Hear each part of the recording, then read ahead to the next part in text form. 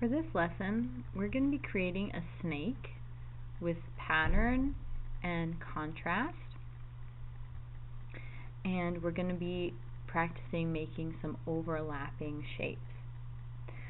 So to start out our drawing, you're going to definitely want to start in pencil, and you're going to want to draw really lightly so that we can erase part of our drawing.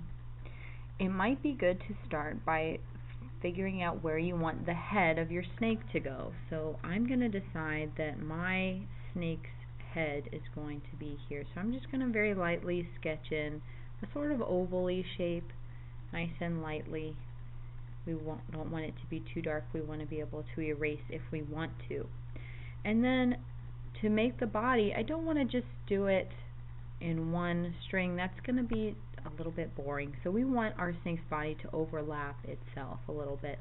So I'm going to start on one side of my snake's head, and I'm just going to kind of sketch a line very lightly around. I'm going to cross over it myself at least once, and I'm going to have the tail end there next to the head. So once you have your one line, I'm going to draw that just a little darker to make sure that you can see it. But you need to draw it very lightly. Now make sure that your snake's body crosses over itself at least one time. If you're not sure that you can do this, then maybe start easy, just cross it over one time, and if you're more confident, maybe you could cross it over 2 or 3 times. Now that we have got one side of the body, I'm just going to go to the other side of the head here, and I'm going to do a parallel line that goes next to the first line. So if my line gets too skinny right there, then all I have to do is just lightly redraw it. And if it goes off the edge of the page a little bit, maybe part of it I can't see it over there. Maybe it's too wide and it gets cut off by the page, and that's okay. And so I'm just making this match the first line that I drew. I'm going to make that part a little thicker. I think I want that thicker because we want plenty of space to do our patterns inside of our snake. And so I'm just going to keep going. I can make it a little thinner toward the tail if I want to, and that way we have our snake's body now. Now notice where the lines cross over each other. We're going to want to pick which part we want to be in front. So I think I want my snake's head to be in front. So I'm going to erase these lines here to get rid of the tail part of the body there, and that way it's now going to look like the head and neck is in front of the rest of the snake's body. Now we're going to go back in here and add some details to the head of the snake. So to make it a little bit more snake-like, I might want to angle this a little bit, and remember all these lines are very light. That way we're just kind of building them up, sketching them together with a rounded point here to the end, and just kind of play with that until you think it looks more like a snake's head. When you're happy, you can erase any of your sketchy lines that you may not need anymore, and we can add some details to your snake like nose, like nostrils, or you can add the eyes in here. However you want to add the eyes, you can keep it simple if you want. And so we've got a face now. Now we're ready to add some color. There are 2 options for coloring our picture today. The first option will be with crayon and watercolor paint. So the wax of your crayon is going to resist the watercolor of your paint here. If you do not have paint, I suggest that you use markers to do the patterns and the details, and the crayon to fill in the larger spaces. So 2 options for you there, depending on if you have paint or not. So in here, I'm going to start out by just picking any really bright, colorful crayon colors, and we're just going to put some patterns all inside this body. We don't need to outline it right now, so I'm going to go ahead and fill in those patterns, and I will go ahead and fast forward it, and when I'm done, we'll look at it.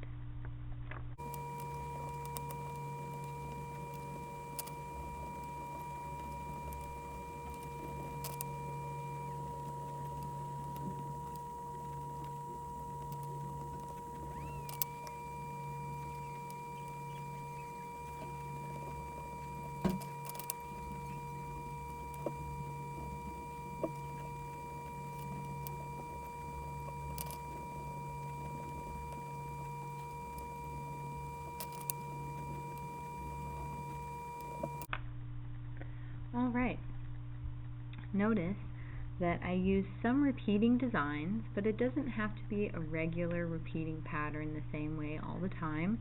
Just having some elements that repeat multiple times is enough. And notice that I also left some space in between here for my paint when I paint it in. So you don't have to color in all of the designs, just use some line and shape to create those repeated designs. That rhythm in there, rhythm is created when you repeat things in your artwork. So now, once we've got that pattern done, we're ready for our paint if you have it. So you'll need your water and your brush. You need to wet that.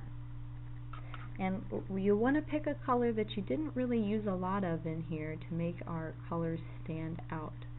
So for me, I used a lot of colors, but I didn't use any blue. So I'm going to go ahead and use some blue to fill in the empty space of my pattern on my snake. So maybe plan that out before you start using all the colors. Pick a color to leave out that's going to be different on the body. And what I'm doing here is I am putting some water in the tray of my paint here, and I'm making a little puddle of water here. I'm just kind of taking and dripping some of that water into there, and I can take my watercolor paint there and add it and mix it with my puddle of water till I have a nice blue color like I like it.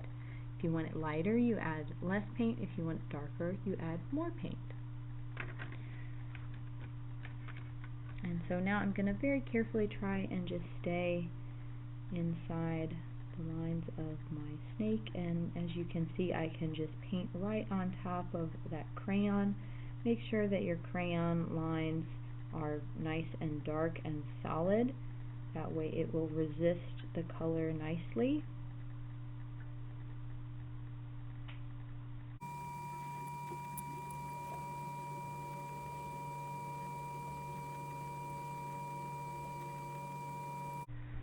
Alright, if you're done with that, now our goal for this picture is to have our snake really bright and colorful and have our background dark and dull with our black background so that it creates some awesome contrast, meaning that our snake is going to stand out. Our snake is going to be very different than the background. So what I can do is I can just take black straight from my paint palette here. I want it to be nice and dark, and I want to start painting the black right next to my snake. Go right up next to it. I might need to go over it a couple of times to make it nice and dark and solid.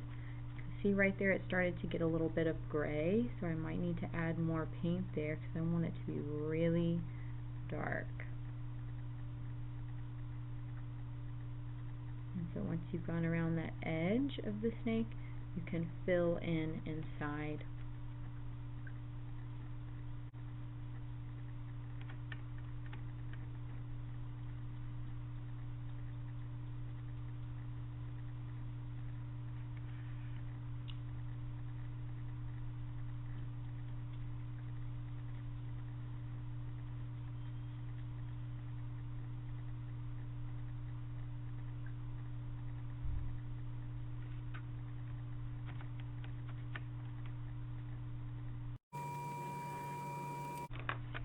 If you made a mistake with the outside edge of your snake and maybe this paint went out too far, don't worry, you can cover it up with the black. But the black is going to be hard to cover up. So make sure that when you're going around the body of your snake, you use the point of your brush to point toward the edge of the snake and go along carefully to not go outside the line that you want to do. Stay right along that edge of that snake with the point of your brush, and you will have very nice craftsmanship.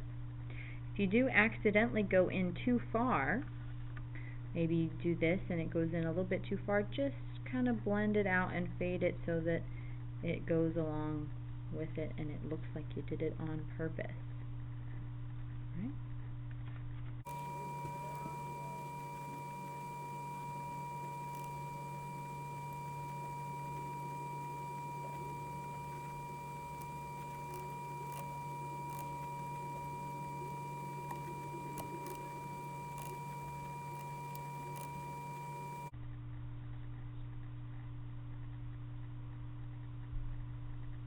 So if I want this to look extra awesome, I might want to let this dry, wait for it to dry, and do a second coat. That way anywhere where it might have gotten a little lighter, I can really go back in and make that all really dark solid black to make the most contrast between my snake and my background, the most difference between my bright colored snake and my dark black colored background. So just to review, we've used line and shape to create rhythm inside of our snake here. Rhythm is when we repeat things in our artwork. The overlapping slithery snake body creates movement, making our eye travel around the page however we decided to draw our snake. The overlapping creates a sense of realisticness, realism, and again we created that contrast, that difference between the bright and the dark colors.